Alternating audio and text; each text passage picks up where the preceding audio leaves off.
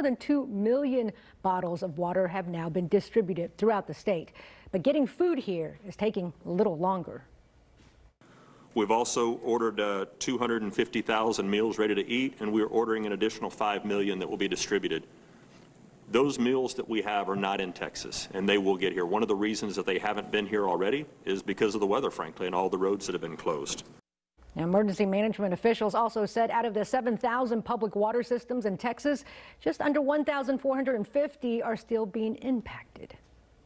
Now, the city of Austin teamed up with community members to get bottled water to seniors, homebound residents, and those with medical or special needs. KVUE's Darrenisha Herron joins us live. And Darrenisha, the city of Austin just minutes ago released information about water distribution sites. Right, Jenny. Just moments ago, the city of Austin tweeted out that they just opened up a water distribution site for the general public. It's located at Tony Berger Activity Center. We're told that it will be open until 8 p.m. or until supplies last. So if you need that water, you should go ahead and try to get down there now. But here at Capital Metro, they were up early this morning trying to help the city distribute some of this water. They were unpacking this water, these cases of water here, putting them onto buses and getting them to those who need it the most. Capital Metro workers loading up bus after bus to get bottled water to hundreds of vulnerable people as we roll into day 3 of a boil water notice in Austin. We have 19 pallets of water that the City Emergency Operations Center coordinated with, and now we're doing direct delivery based on those water supplies. Brady Clark is the CEO and president of Capital Metro. He helped deliver cases of water to affordable housing communities like Spring Terrace, which has been without power for almost a week and is dealing with leaks from the storm. If I have to go another day without power, I'm just glad I got water because I at least wash myself a little bit. 66-year-old Michael Galinas can laugh about it now, but thinking about how community members keep walking in with bags of necessities brings tears to his eyes. You know, this is the type of stuff that makes you feel good. Distribution efforts like this are happening around the city to give out more than 10,000 cases of water the city had available today. In Pflugerville, a similar site, but instead it's first come, first serve at their target location on Stonehill. This will be going on until the need is ended. We're going to continue. We're there for our community when they need us.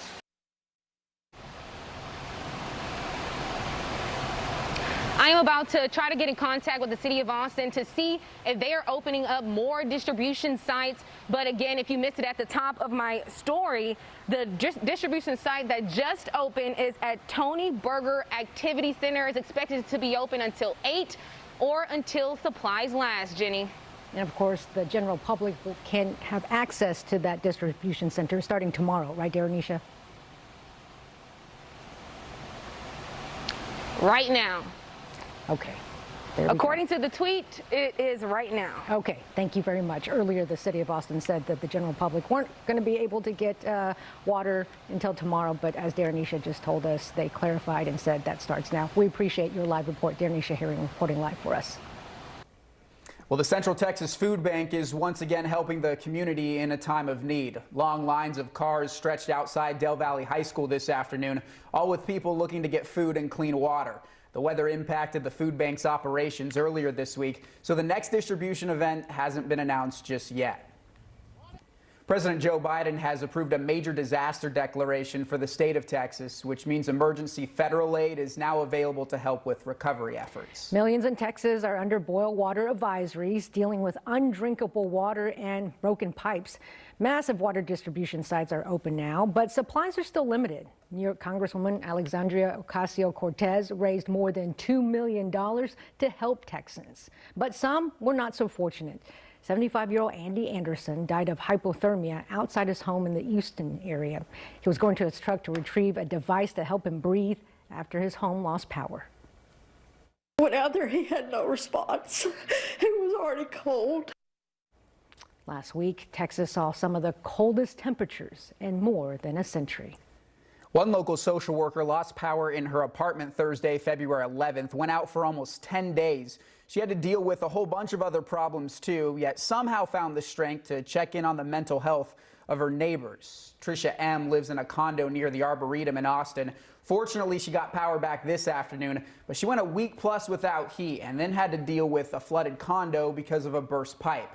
As a social worker, she says she's used to high-stress situations and helping other people cope, but recovering from something like this will take some time. I feel fortunate to say I'm pretty good in a crisis. So we had a leak in our ceiling and I was immediately able to get the water turned off. But as soon as our ceiling started leaking, the other 9 buildings in our complex also started having issues. And the nighttime has been the hardest. As soon as it starts to get dark, we know there are going to be, a good 10 hours where we're stuck in the dark. And I think everyone is just feeling a little fried right now. I think Tricia says she'll have to cancel some of her appointments next week so that she can focus on her own mental health and also get someone to help out with those floors of hers. Well, meteorologist Hunter Williams joins us now, and Hunter, fortunately, it looks like those sub-freezing temperatures are a thing of this past week and not going forward. Thank goodness. So our last hard freeze, that was this morning. Tonight, our lows will be in the 40s, and we do not have any additional sub-freezing temperatures in the forecast for the Austin area for at least the next 7 days. And the sunshine today, what a difference that has made. We've been watching our Oasis cam over the Sometimes Islands. They've been snow covered for the past several days. Not the case today as we continue to thaw out. Temperatures, they actually overachieved for a change today. I don't think anybody's complaining about that. It's 60 degrees in Austin right now, Westlake at 61. Even across the hill country, Fredericksburg, I think one of our coldest spots, but that's 56 degrees there. So the warmer temperatures paired with the sunshine, that's really helped us out a lot today. Our 24-hour temperature change, 18 degrees warmer than this time yesterday in Austin. And thankfully, our warming trend will continue into tomorrow. On our radar and satellite, you see a little bit of white that is over North Texas and Oklahoma, especially, that kind of fades away on the loop. That was the snow cover, and that's been melting not just here across central Texas, but for areas to the north today. But this is our next system. It's a cold front that will move through Sunday evening into Sunday night. It will bring a small rain chance by tomorrow evening. However, it is not going to bring a big cool down. So we're looking at mid to upper 60s for highs Sunday. Front moves through. A little bit cooler on Monday, but that is a temporary halt to our warming trend. Tuesday and Wednesday keep warming up again. Down to the 40s, upper 30s at the coldest for tonight. And then here's our 3-day forecast. So that small rain chance for Sunday evening. And then look at those highs by Tuesday, pushing 70 degrees. We'll talk about that 7-day forecast coming up later in the show. Thanks, Hunter. Well, Meals on Wheels got some help from Capital Metro this week to get food to clients in need. While the roads were too slick for their volunteers to get out, Capital Metro buses filled in, delivering food to older adults. One man who desperately needed help this week was Matthew Dawson. He hadn't eaten since Tuesday night until help arrived on Thursday. This right here, they put their own lives at jeopardy. Capital Metro put their own people at jeopardy to save somebody like me. You don't think I didn't cry half the night last night with gratefulness? I cried. I was blessed. Meals on Wheels says it's taking care of its most vulnerable clients right now, and they hope to get all their other clients next week. Still to come on KVUE News at 5. A delay to COVID vaccinations because of the extreme weather, the efforts that are being taken to get shipments back on track.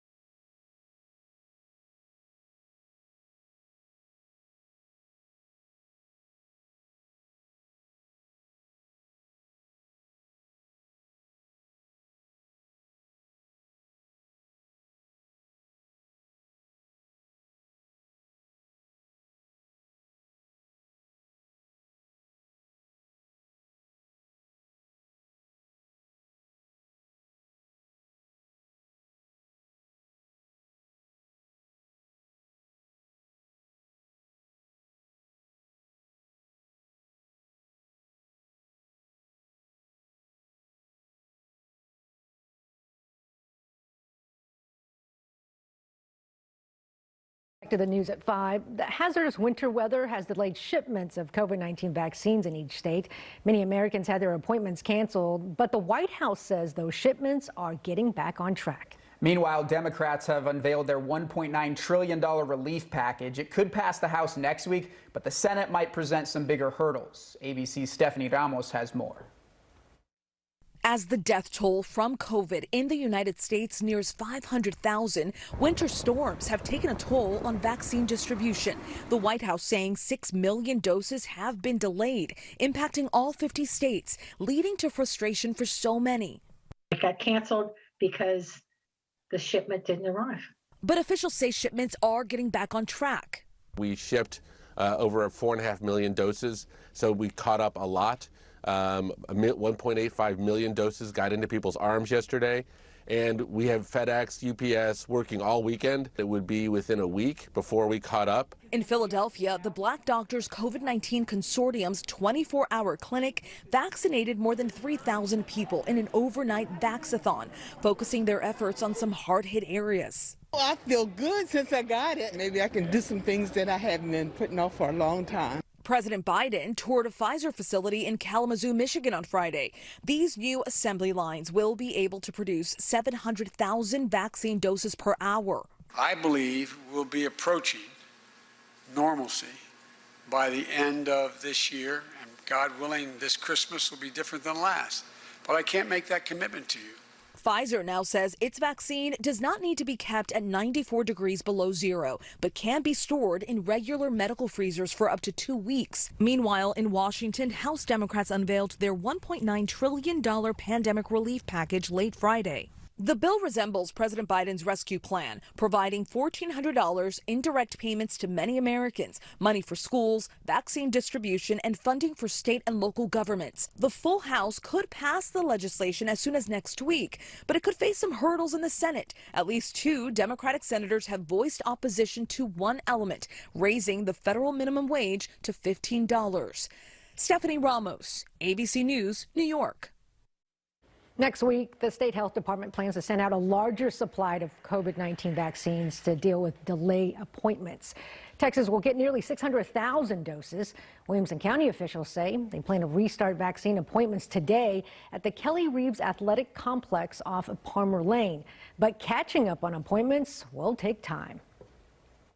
I just want to encourage you to take a deep breath. We don't have the vaccine on hand. And so just be patient with us as we wait for that supply system to catch up as well. Austin Public Health is working to determine when vaccine operations can safely resume. It is reaching out to people who were supposed to get their shots this week to reschedule. Pfizer is now testing the safety and effectiveness of its vaccine for pregnant women.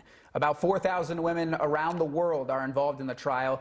They'll be studied for 7 to 10 months, and then their babies will be monitored over the next 6 months of life. Until now, there has been very little data on the COVID vaccine safety in pregnant women since they were initially left out of the clinical trials. Well, we're hoping that it's going to show a significant immunologic response in the mom as well as in the infant, so that both individuals will benefit. According to the CDC, women who are expecting are at greater risk of developing severe illness from COVID-19. Dr. Anthony Fauci recently said that about 20,000 pregnant women have already been vaccinated with no red flags. Health experts recommend that women that are pregnant consult their personal physician before getting the vaccine.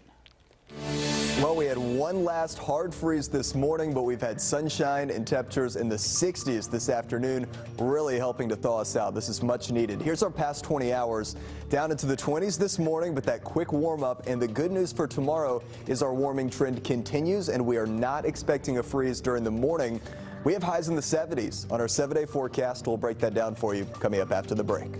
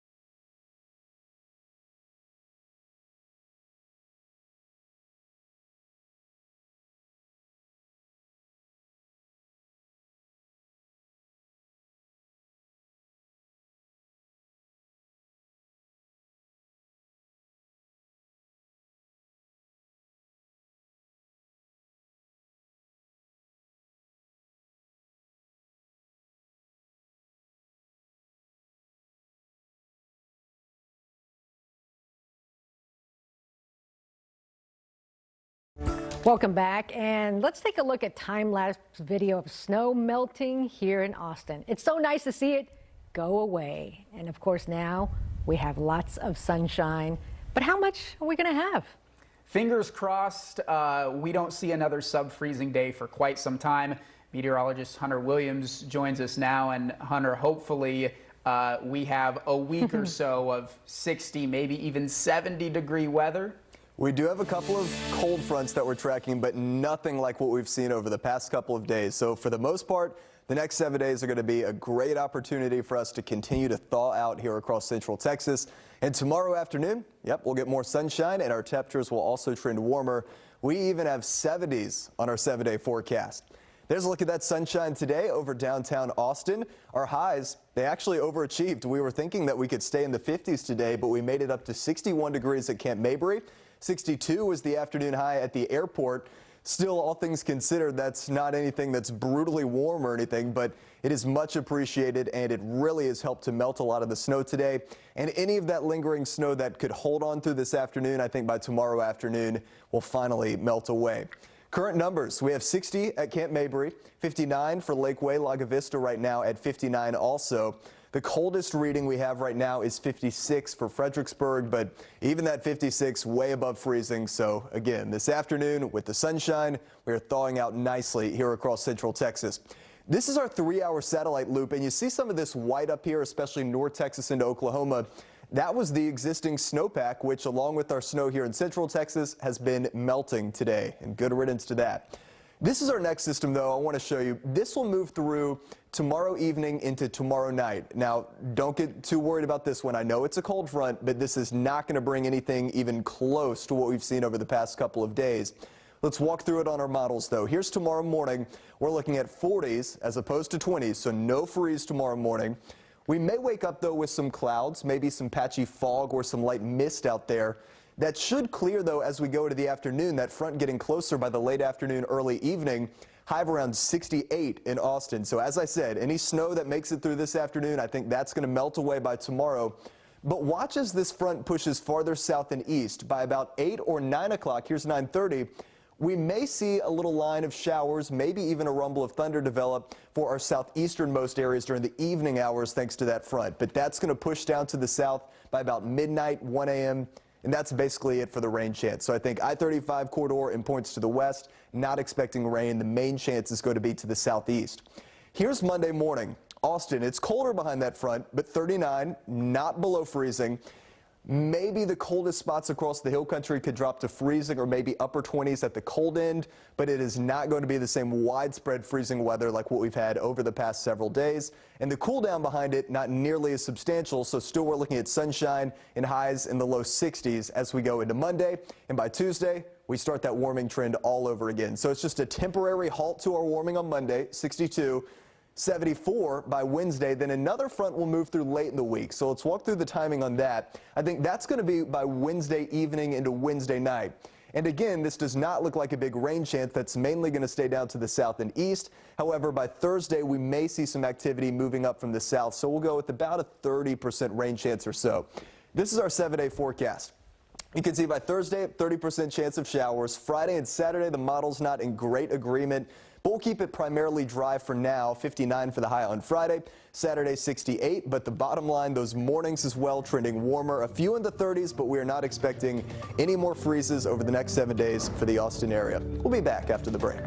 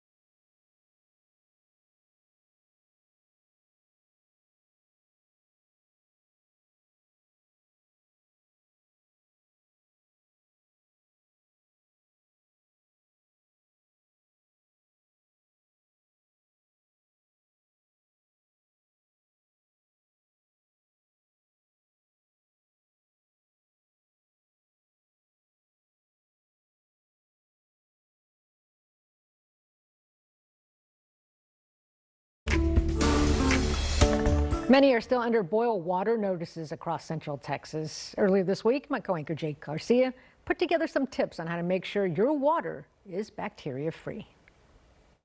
The city of Austin is under a boil water notice, which means it is not safe for you to drink tap water unless you follow certain steps. I'm going to take you through what those steps are, things you should and shouldn't do, and who to be most mindful of while this advisory is in effect. But first, some facts.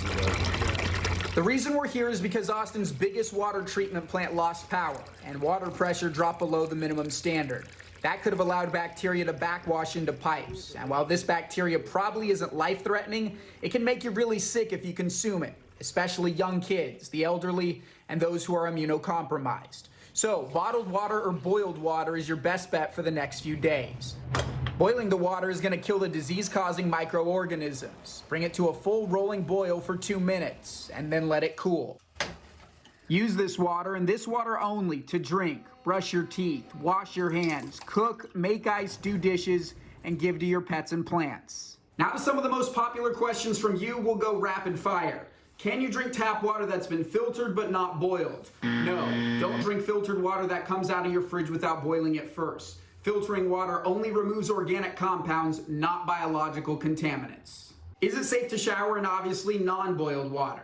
Yes, you can shower in it, just make sure you don't swallow any of it and be careful with cuts and open wounds. Here's a big one. How are you supposed to boil water if you don't have power? Well, household items like chlorine, bleach, and iodine can disinfect water if you use them carefully. It'll taste funny, it might smell weird, but it is safe to drink with the right measurements. And lastly, what should you do if you don't have any water in your home? Try to find water from a store, a neighbor, a friend, an open spigot. Seek shelter if you need to. In dire situations, you can also melt snow. We have the full breakdown of the risks associated with that and so much more on our website, KVUE.com. Of course, if you're in the city of Austin, you can go to the Tony Berger Activity Center where, while supplies last, they're handing out water for residents. All right, this is a live look at Oasis Cam. When we come back, meteorologist Hunter Williams give us a final check of some nice warm weather.